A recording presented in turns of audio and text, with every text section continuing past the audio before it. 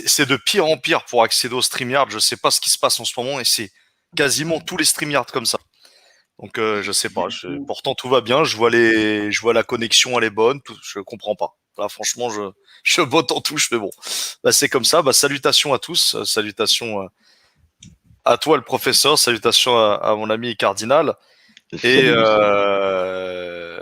surtout bah salutations à tous les auditeurs. Alors concernant évidemment ce que nous préparons en termes d'alliance, je ne pourrais malheureusement pas en parler ici. Oui.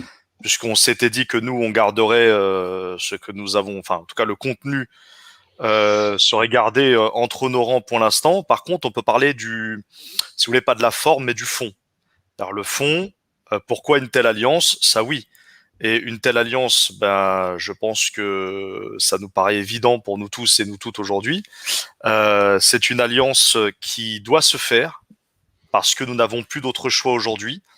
On a bien compris que l'ennemi souhaitait la guerre civile, que l'ennemi avait besoin de diviser la population française entre croyants, non-croyants, vax, anti-vax, femmes, hommes, homo, hétéro, etc. Toujours des divisions et encore plus de subdivisions et subdivisions.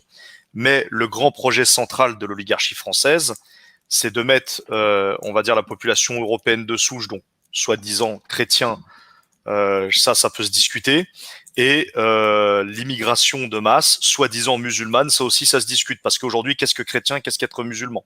Donc, il y a toutes ces questions-là de fond.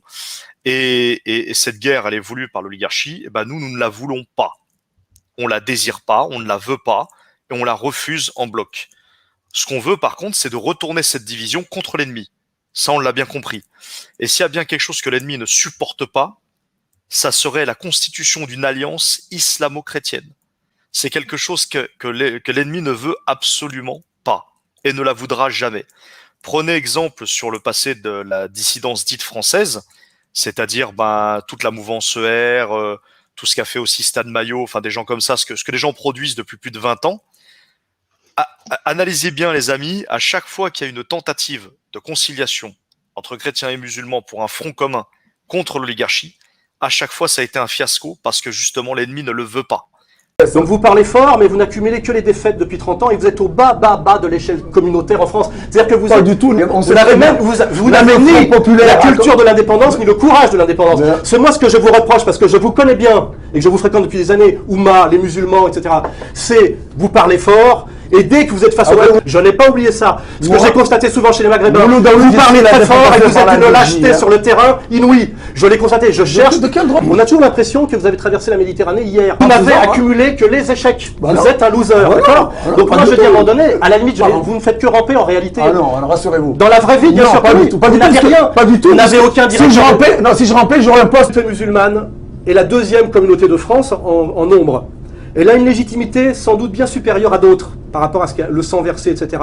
Elle est au bas de l'échelle en réalité du pouvoir. Ça changera, monsieur Soral. Ça vous ne l'avez pas. Mais non, mais arrêtez. Vous êtes assis dans les chiottes. Arrêtez. Vous êtes pas au salon, vous êtes dans les chiottes. Non, je suis désolé. Je suis assis. Vous êtes au fond des chiottes. Là où mon combat me permet d'être. Arrêtez de me dire que les chiottes c'est le salon. Attendez, à cause de. Donc l'ennemi infiltre, l'ennemi divise et l'ennemi utilise la propagande pour empêcher cette alliance. Ça a été le cas à l'époque, vous l'avez bien vu, je ne vais pas citer les noms, vous les connaissez tous dans le milieu de la dissidence. Voilà, je veux dire, tout le monde a essayé. Farida, Civitas, Albert Halil Franchouillard, ER, voilà. Et puis, on a essayé nous-mêmes à petite échelle dans le passé. Mais on voit bien que l'ennemi ne veut surtout pas. Parce qu'une alliance islamo-chrétienne, si elle réussit, elle remettrait du baume au cœur à tous les croyants qui ont perdu la foi. Elle remettrait du baume au cœur à tous les anti-républicains, à nos amis royalistes, à nos amis, à ceux qui aiment la France profondément, je pense, dans son histoire. Elle remettrait du baume au cœur également aux musulmans qui ont bien compris que l'ennemi en commun était bien la franc-maçonnerie, l'oligarchie mondialiste, néolibérale et financière, et évidemment ces satanistes que sont les kabbalistes. Donc si on pointe...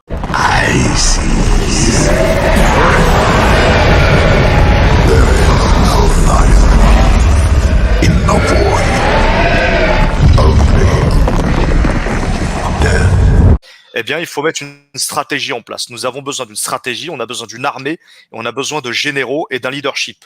C'est ça que nous avons besoin. Et on va lutter contre l'ennemi en les montrant sur leur vrai jour. En les montrant, si vous voulez, sur ce qu'ils sont réellement, ces gens-là. Ces gens-là ne sont pas simplement que des financiers, ne sont pas simplement que des politiciens. Ce sont avant tout des satanistes.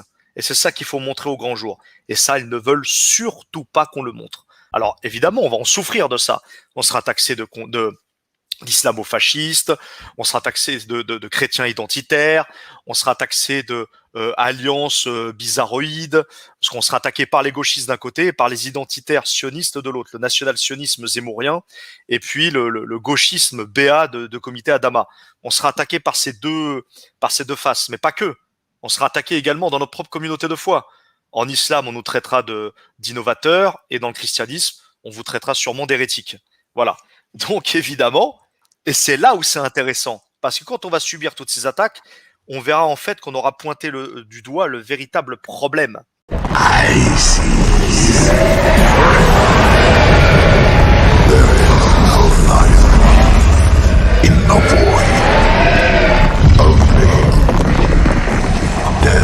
Nous ne sommes pas égaux devant l'être suprême maçonnique, je ne sais quoi.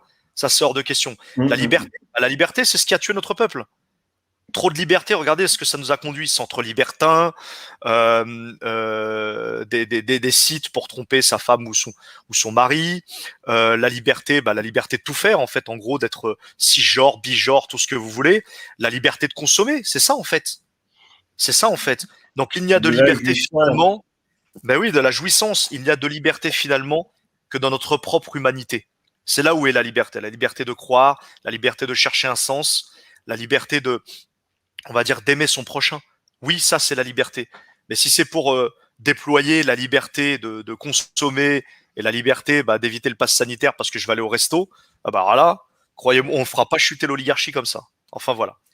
Et le qui, on parle de vérité. On est d'accord, on parle pas de liberté, on parle de vérité.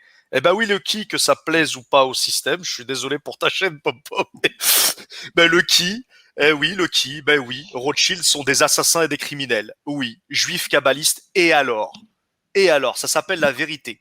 Que ça plaise ou... La vérité n'est pas là pour plaire, les amis. La vérité ne sera jamais là pour plaire. Elle est là pour nous